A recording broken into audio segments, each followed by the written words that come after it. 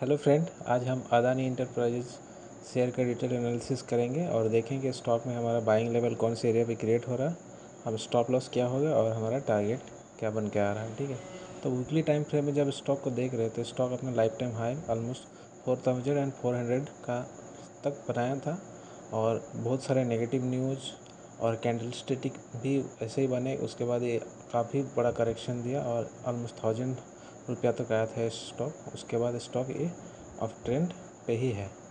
ये था long term का हिस्ट्री अदानी का।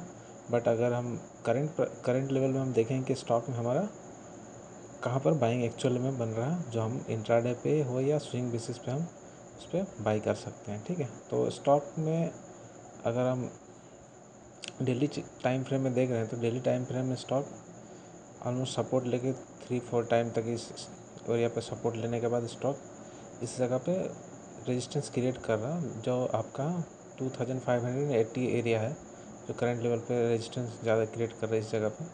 तो अगर 80 की जगह 2600 ही पकड़ के चलेगी, कैफेनो का स्टॉक है, तो अगर ये स्टॉक 2600 के ऊपर चला जाता है तभी हम बाई करेंगे, वरना स्टॉक में अभी हम उसको वॉच लिस्ट में ही रखे रहेंगे। और ये लेवल भी हमारे काफ़ी इंपॉर्टेंट एरिया हो जाएगा, क्योंकि लंबा टाइम फ्रेम के लिए हमारा स्टॉप लॉस होगा। तो अगर 2600 के ऊपर जाता है स्टॉक तो पहला टारगेट हमारा 3000 का होगा, जो ऑलमोस्ट 1 से 2 वीक तक में ही आपका मिल जाएगा। ठीक है, यहाँ से। और स्टॉक अदानी का स्टॉक है, जब भागता है तो 10-15-20% का भी कैप नहीं होता। और सेकंड टारगेट आपका ऑलमोस्ट 3500 का है।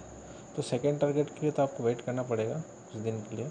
तो उसके लिए यही है कि आप स्टॉक में स्टॉप लॉस को ट्रेल करते हुए चलना है। कि मान लीजिए आप पहला टारगेट आपका हिट हो गया, हिट होने के बाद जो स्विंग लो बनाएगा इस एरिया पे, तो उसको आप स्टॉप लॉस बनाएंगे जब नेक्स्ट टाइम स्टॉक वहाँ से रैली देगा। तो अगर मान लीजिए कहीं से भी वो नीचे आता है तो उस जगह से हम अपना स्टॉप लॉस लेके निकल जाएंगे। ठीक है, अगर मैक्सिमम प्रॉफिट लेना है तो कोई भी स्टॉक में आपको स्टॉप लॉस को इसी तरह से ट्रेल करके ही ऊपर तरफ जाना पड़ेगा। ठीक है, तो हमारे लिए जो स्टॉप लॉस बन रहा है लॉन्ग टर्म में भी अगर देखेंगे तो, और एग्रेसिव बायर के लिए तो ऑलमोस्ट ट्रेंड लाइन के जो मान लीजिए कि 26 के ऊपर जाता है तो ऑलमोस्ट 1% के नीचे स्टॉप लॉस लेके ही चलना है। बट अगर आप लॉन्ग टाइम के लिए सोच रहे हैं तो आपको 24-50 का जो स्टॉप लॉस है इसको मॉनिटर करते रहना पड़ेगा, जो अभी करंट प्राइस के पास में ही है। बट ये लेवल टूटेगा तो स्टॉक में काफ़ी बड़ा फिर फॉल हो सकता है। तो ये हमारे लिए काफ़ी इंपॉर्टेंट एरिया हो जाएगा, जो हमारा जो बाइंग लेवल है उसके नीचे लगभग 5% तक का बन रहा है।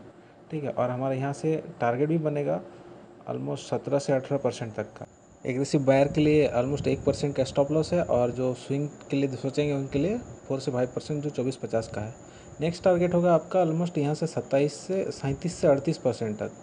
तो ये लॉन्ग टर्म में होगा, ऑलमोस्ट 2-3 महीना, 1 क्वार्टर तो लग ही सकता है, या उससे जल्दी भी हो सकता है, बट ये आपको समय लगेगा थोड़ा। ठीक है, तो हम बाई कभी करेंगे जब स्टॉक 26 के ऊपर जाए, वरना स्टॉक को हम वॉच लिस्ट में रखेंगे। तो थैंक यू फ्रेंड, अगर वीडियो अच्छा लगा, इन्फॉर्मेटिव लगा तो चैनल को लाइक करिए, सब्सक्राइब करिए और शेयर करिए। Thank you.